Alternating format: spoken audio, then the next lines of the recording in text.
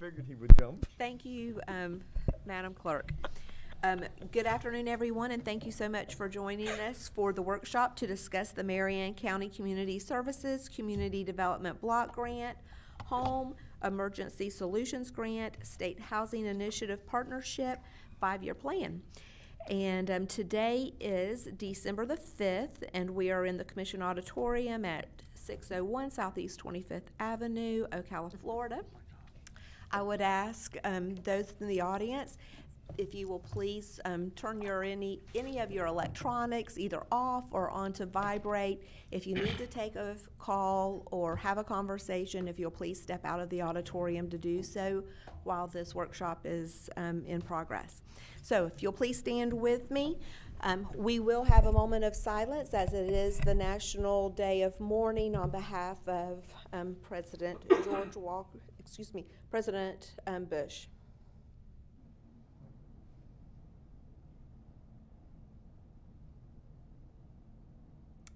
And now for the Pledge of Allegiance. I pledge allegiance to the flag of the United States of America and to the republic for which it stands, one nation, under God, indivisible, with liberty and justice for all. Madam Clerk, if we could please have roll call. Yes, ma'am. Chairman Stone. Here. Vice Chairman Moore. Here. Commissioner Bryant. Here. Commissioner Gold. Here. Commissioner Zalek. Here. Thank you again for being here. And we have Cheryl Martin, Director for the Community Services. And so Cheryl, we'll turn this to you. Perfect. Thank you, and thank you for allowing us to host this workshop with you guys. I want to thank you, Madam Chair, the County Commissioners, County Administrator, my ACA, and last but not least, my staff for helping me prepare this presentation. Today I have here with me my Community Services Manager, Natasha Andrees, Donnie Mitchell, my Housing Grant Manager, and Billy Stevens, my Community Development Administrator. We wanted to do this workshop with you guys because we're in the beginning stages of our 5-year consolidated plan that we will be submitting to HUD next August. And we wanted to make sure that we receive feedback from you guys as we're developing that plan to make sure that we're strategizing the funding that we receive on an annual basis. We are anticipating approximately $18 million over a 5-year period, and we want to make sure that we are leveraging funding, we're minimizing duplication, we're ensuring that the entire county is represented, and we want to look at maybe partnering to better serve our community with environmental needs and possibly key developments that highlight future investments in our community. As we look back, I provided you guys with some handouts. The handouts that I gave you are a detailed description of the last 5 years with the funding sources that we've received. CDBG, ESG, Home, SHIP, NSP. With a county population of 345 plus people, of which 40% are considered low income, I feel that we could probably do a little better job in the next 5 years with how we strategize these funding resources. And so that's why we're here today.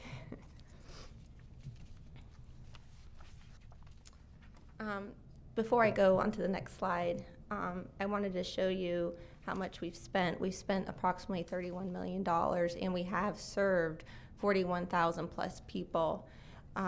NSP 1 and 3 on this funding slide, we're no longer receiving that, but I just wanted to show you that it's there. We do have approximately $3 million in program income that I'll show you on future slides.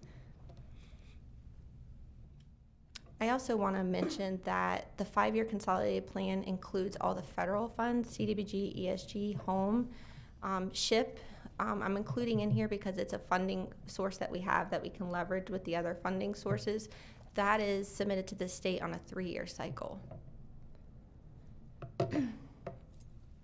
So with all the grants that we administer, The most common denominator of all the funding sources is they are to serve a low to moderate income population. However, CDBG and NSP allows us to deviate slightly by using the definition of slum and blight. And CDBG and SHIP allow us to use the definition of urgent need in the event we're hit with a hurricane or some sort of national disaster. On this map that I have here, the areas in orange are identified as low-income census tracts, and the areas outlined in red are the opportunity zones. And as you recall, yesterday, Kevin Shealy, the CEO of the CEP, came and talked to you guys about the opportunity zones. I highlighted on this map because it's another tool in our toolkit to possibly, again, leverage funding with our funding sources and investors. The area in gray on this map is the CRA, and it's highlighted on this map particularly for that slum and blight definition that I've used, so we could, possibly do some clearance and demolition activities. There's a variety of things we can do in a CRA, so I'll move on and elaborate. I do want to mention, though, that this is 2010 census data. So as you may know, 2020 new census data is coming out. I anticipate this map changing. So we will be using this map for the first half of the 5-year plan, and then the map will change. So as a part of the citizen participation plan that HUD requires us to follow, we are required to get community need. Therefore, we're here today to get, some feedback from you guys on how we want to strategize our funding. But prior to this meeting, we've met with some organizations. We've sent out surveys to social service agencies, faith-based agencies, and citizens. And the top 3 needs identified by the surveys and public meetings is housing, public service programs, economic development type activities are the top 3. But I do want to point out that the 4th one was infrastructure. And as staff, we recognize it's pretty important because in order to do housing, we have heard and need that we need infrastructure. So for us, infrastructure and housing kind of go hand in hand. Just wanted to point that out. Last Thursday, we hosted a public meeting in the Growth Services training room, and that was also interesting. We had about 20 social service agencies, or nonprofit agencies, I should say, and the survey that was given out at that meeting identified 3 different needs than this, and I didn't have it on here because that was last week, but I wanted to share it with you. The 3 needs that the key partners identified was a need for increased public service capacity, preservation of existing housing, and an increase in permanent supportive housing. So those were those top 3 with our key partners. Excuse me, Cheryl, could you repeat those again? Yep, so for the 20 social service, so an increase in public service agency capacity, preservation of existing housing, and increase our permanent supportive housing stock. Okay, thank you. So based from the Home Matters report that Florida Housing Coalition provided us last year, and you guys have, and the final draft of the PPI study that has been submitted to the PPI, Public Policy Institute board, and the surveys that I just mentioned, we have identified preliminary the 3 focus areas on our funding for the next 5 years. And those 3 areas are affordable housing, homelessness, and non-housing community development projects. What's new within these 3 priorities, under affordable housing, the new, again, would be the removal of slum and blight, clearance and demolition. So for example, we could do some infill projects with surplus property, demolish old housing, build new housing. That way we're not increasing sprawl, and we're integrating low income and not concentrating it in one area. The other one under affordable housing that would be new would be the new supportive housing special needs. That is tenant-based rental assistance under our home program. We could subsidize rents for individuals that need rental assistance. We're seeing in our office through our direct service programs that we have a lot of individuals that aren't ready to purchase a home, but they are in need of a rental. And as you know, the rental market is unaffordable, and so we see a need for adding additional tenant-based rental assistance to our portfolio. New under the homelessness strategy would be funding outreach workers. The PPI and Florida Housing Coalition has recommended possibly adding some outreach to coordinate homeless individuals into housing. And then what else is new is the permanent supportive housing. We don't have enough inventory of permanent supportive housing. And then under the non-housing community development, what's new that we haven't really ventured out in the last 5 years is that job skills training. HUD allows us to do economic development-like activities. Those activities still have to serve a low to moderate income population, but we can do things such as partnering with organizations that can, we've seen, again, going back to the low income wages, people need to increase their wages to get into housing to provide financial sustainability. So with some of the economic development projects coming into the area, we could possibly fund an incubator, we could fund some, there's just a variety of things. We could even fund businesses that want to come in that are going to hire low-income people. So those are types of activities that we can do, and we feel that that would help diverse how we fund money or fund projects in the future. And then last but not least on this slide, again, I have removal of slum and blight. You know, if we're looking at CRAs and catalytic projects, we could use CDBG dollars to eliminate blighted structures. Are there any questions on this slide? And no? Okay, good. So moving on. How the $1 million question. So how do we fund this? How does it work? So here's a breakdown of the funding we receive.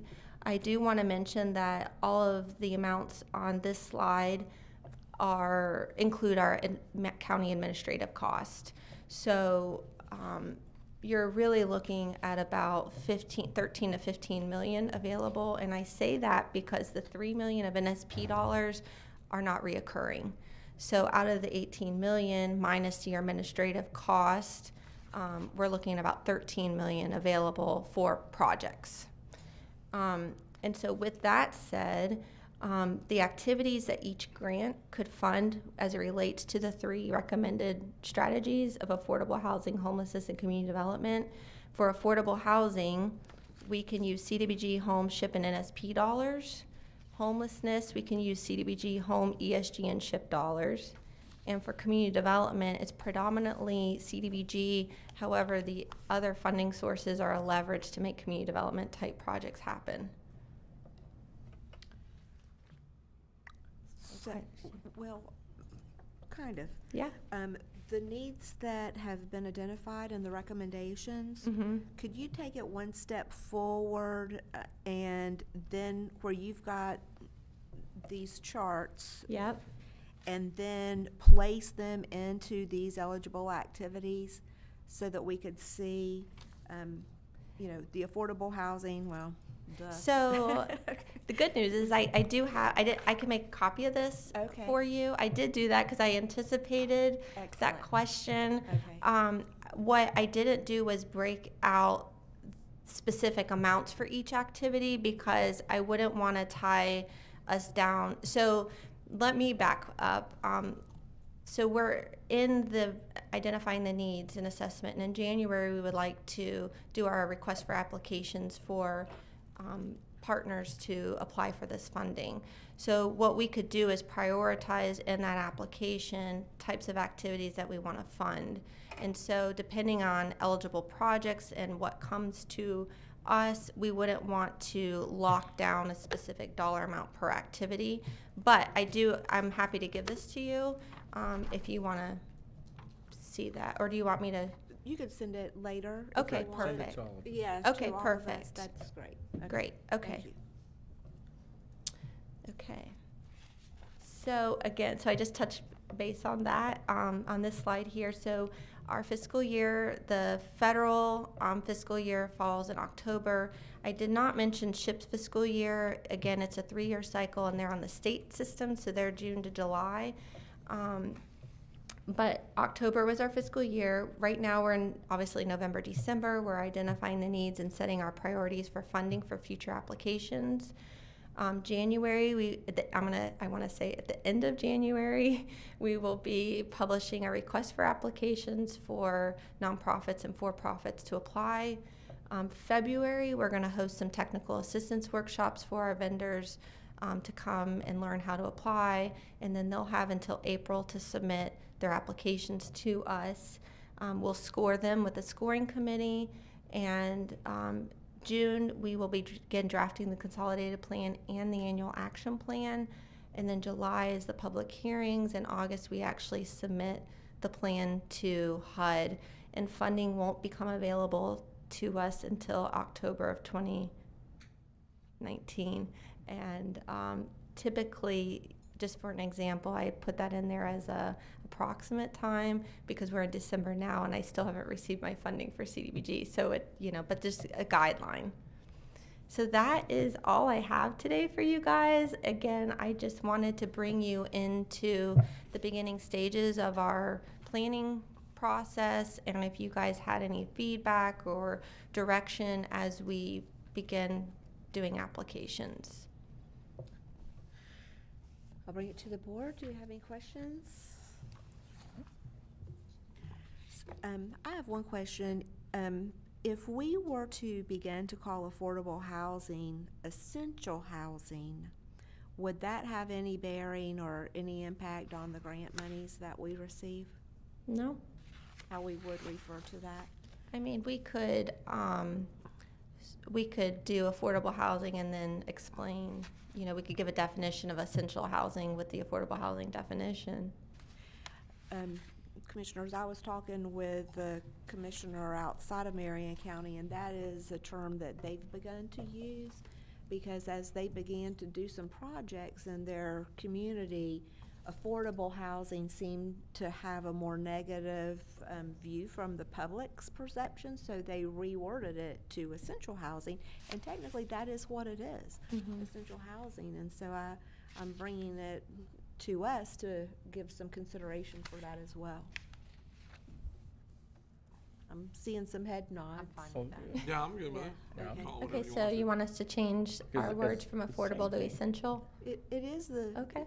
okay, It's, or, go ahead.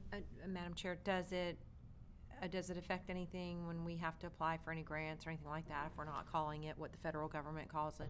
I don't think so. I think we would still probably use the word within some of our documentation, but on a public relations standpoint, we could certainly call it essential housing, and that's not going to affect us in any way. Okay. Mm-hmm. Yeah, as long as it doesn't impact our grant funding in any way. Sure. My next question is, dollars that we have now, Ms. Martin, are they already allocated for projects? So I have some available money.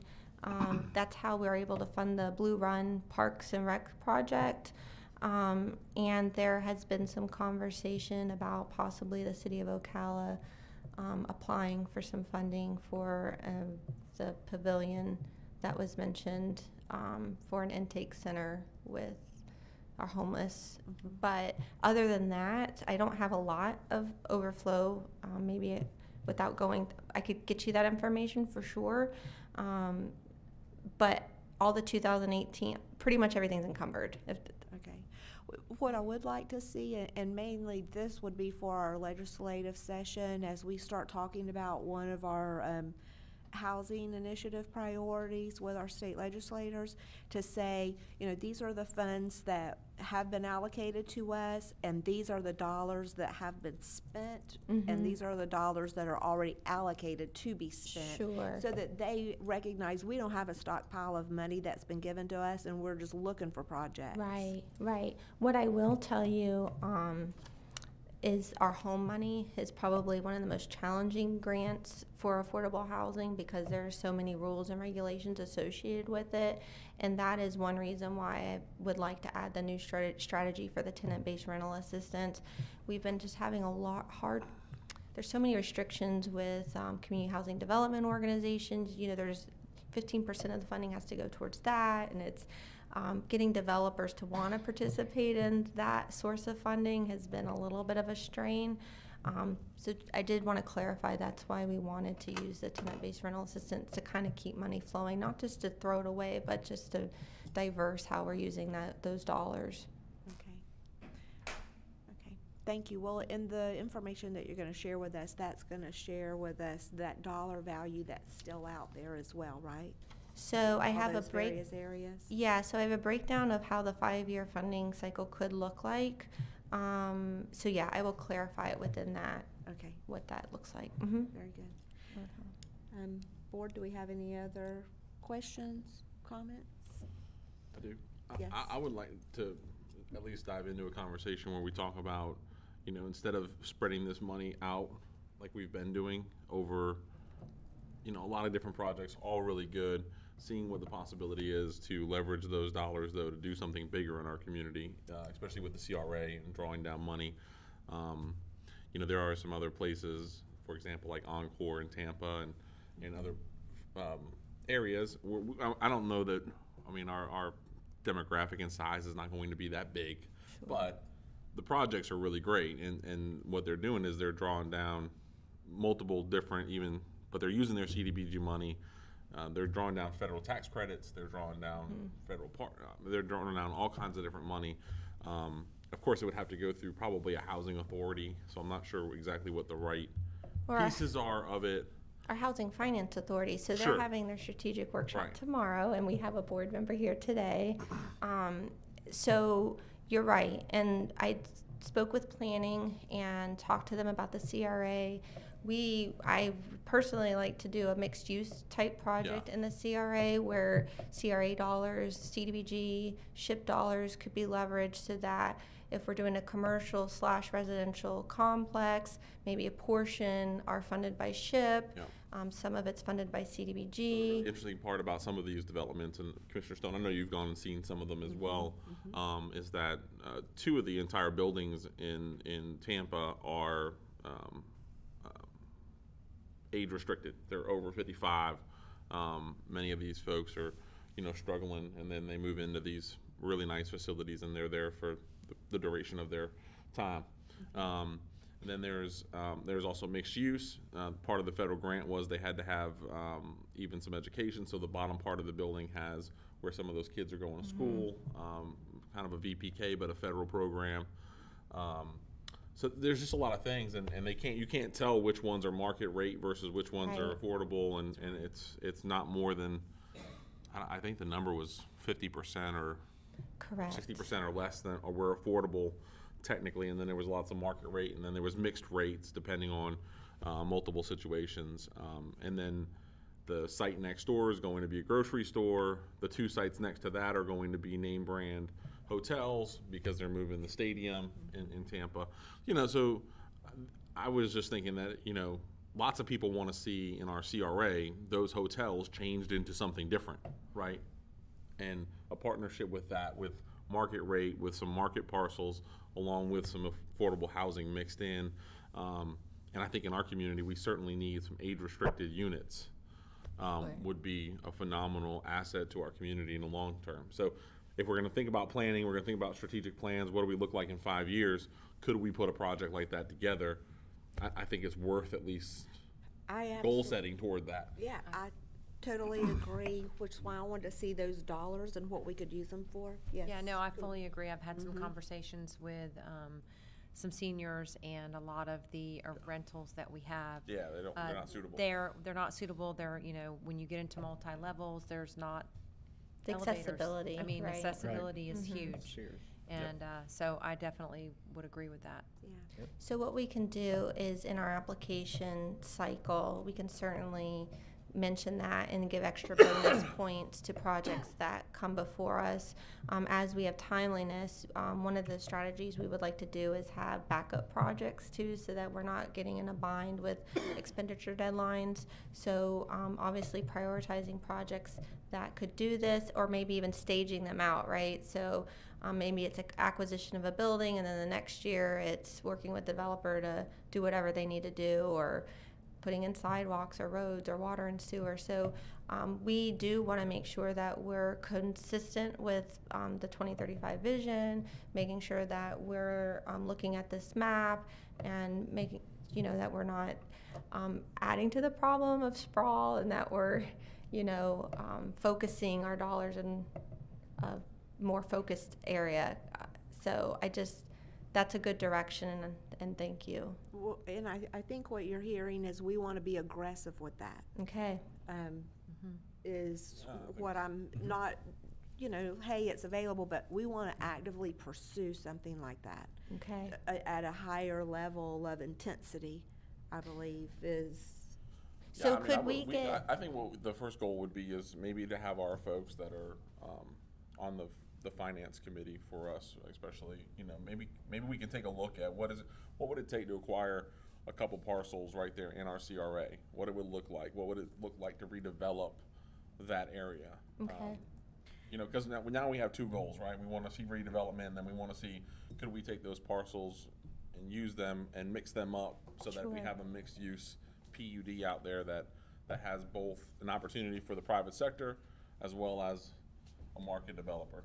We've got a piece of property as well over by the YMCA that I've kind of had my eyes on and having a few conversations as well. I mean, the county owns that property. Oh, sure. And we could do something really nice over there, I believe, as well, along those same lines. So maybe if we could get. That's a great, that might even be a better area to target a senior. That would be a great area for Senior, senior because you've yes. got Right. walkability. Yes. And Yeah. grocery Yeah. shopping. Pretty and- connected. You've got doctors Store. nearby. I'm loving this, yay. So, Okay, good. and maybe we could put together a conceptual plan. So I think people need to see visuals too of what we're looking at, and so maybe a conceptual, this is what we're expecting, and see what comes to the table. So, Great. Yeah. And of course, I mean, I think if we do have an inventory of county-owned properties, that's certainly worth looking at.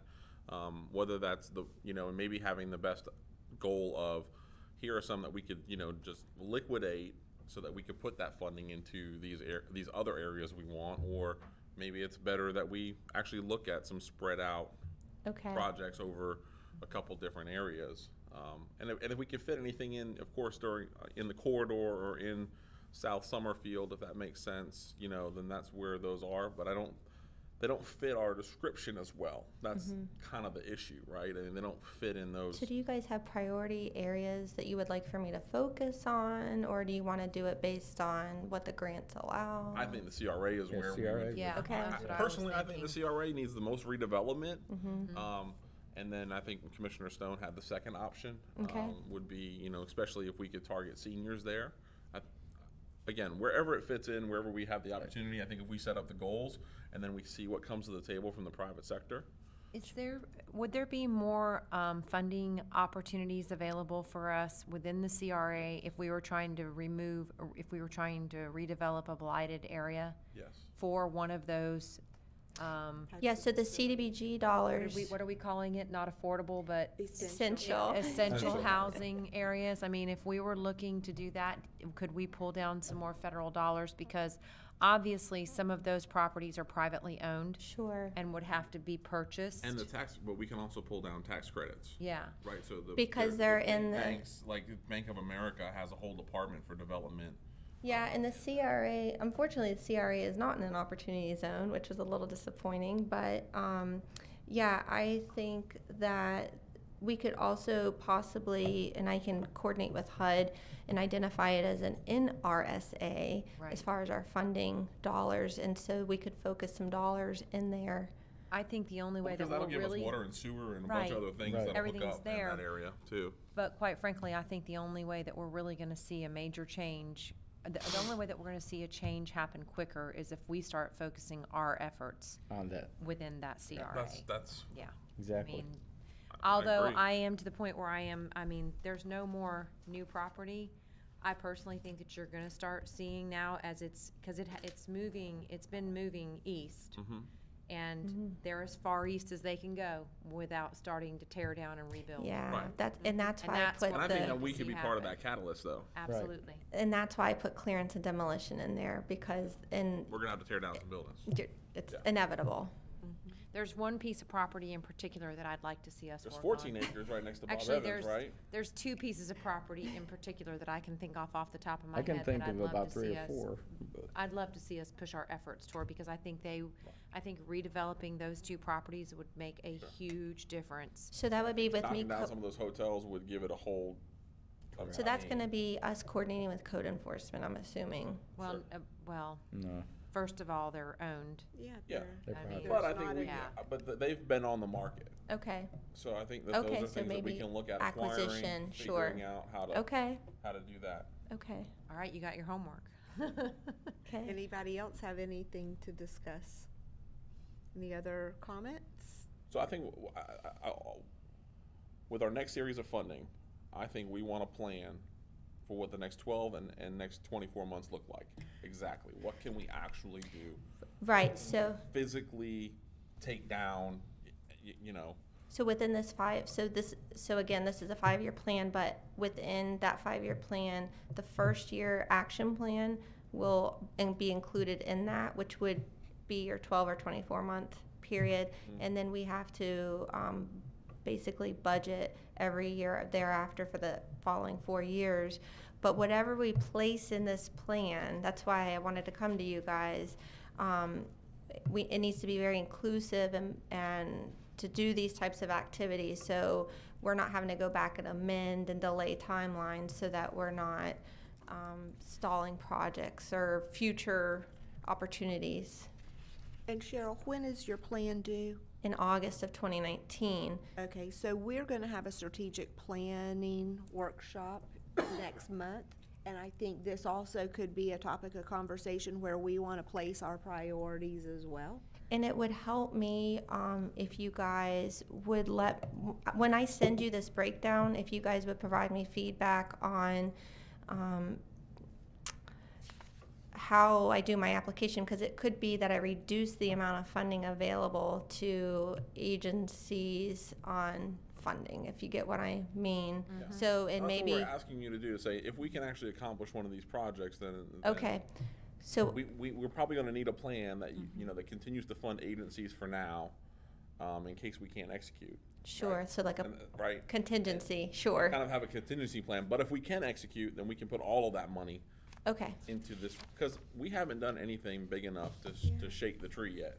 correct. So we need something, we need a catalytic project to start making They're things steadily happen. writing back here, Yeah, so so- yeah, well, perfect. That's, I mean, we've been funding lots of little agencies, and all of that is great, and we've done a lot of really great work for nonprofits and some Sure. of those agencies, but we haven't moved the ball on accessible housing right. We know. in a big way. Essential housing is Yeah. so necessary, and the permanent supportive housing. I mean, we have a big gap in our community right now, and we could really make a big So difference. it's time to take with on that challenge. Right. Yes. Okay, Okay. sounds good. So I will email you guys a breakdown of this and what it'll look like, and One more thing. yes. Yes. I still think that the idea you had in some of our rural areas, you know, whether that's Fort McCoy or Reddick and some of those other areas where we still have unemployment at higher rates than in other areas where you see some of this map and lower incomes and stuff like that. I still think working with the schools and understanding what the family piece is there, and then offering financial planning classes and some of that things that you talked about, just to strengthen up our neighborhoods with our churches, with Sure. our schools, would also be at least part of a plan that would, in my mind, continue to strengthen those Well, areas. We have Mr. Quintel from the United Way sitting in the audience, and he has been doing a wonderful Sure. job with strong families, and maybe that could even be an area that if we could use Yeah. those dollars to target Yeah. those areas to hold a strong family course. Yeah, and we currently fund them now. They're using their dollars for the Nellen area. They could certainly, if they would like to expand to the other rural areas, that I agree that there's a high need for that. There's also partnering opportunities, right, with some other nonprofits and workforce type programs available, so we can look at some models so that it's not And Career Source, like, they'll bring their bus out to the Fort McCoy Library and some other places. They'll help people work on some resumes. So, you know, if we can keep strengthening those programs, I think they're great. And if we can bring strong families out to Orange Springs and Right. Salt Springs and Fort McCoy, you know, that would be great. And if we can help fund that Yeah. to drive those classes, then I'm all in. okay, Excellent, So, perfect. excellent. Okay, great. All right. Any other comments? those are my two. I think this has been, One- yes. One comment, Commissioner, the one property you mentioned, we also have couple more county-owned properties. I think they should be part of that mix. Okay. Yeah, we got a big field next door. No, not this one. Well, please include them then, Okay. and so that we can take a look at them. That would Okay. be great. Take We have me- way too many things going on in that big field next door. That was my thoughts as well. I Yeah. really want to protect that side. Uh-huh. I do want to mention that I'll be bringing procurement and community services will be bringing with the surplus property. So we are looking at some infill projects with some of the surplus properties that you guys deeded to let us use last year. So we are moving forward with that, and we'll continue to look at the surplus list as it relates to infill and some financial a way to sustain some of the grant programs too, and then keep our housing affordable long term. We appreciate all the efforts you and your team, excuse me, do, and I want to thank this board. I think we have had a very productive workshop this afternoon, so thank you. Thank you. And we will be adjourned. Thank for you. the direction. Thank you. Yeah.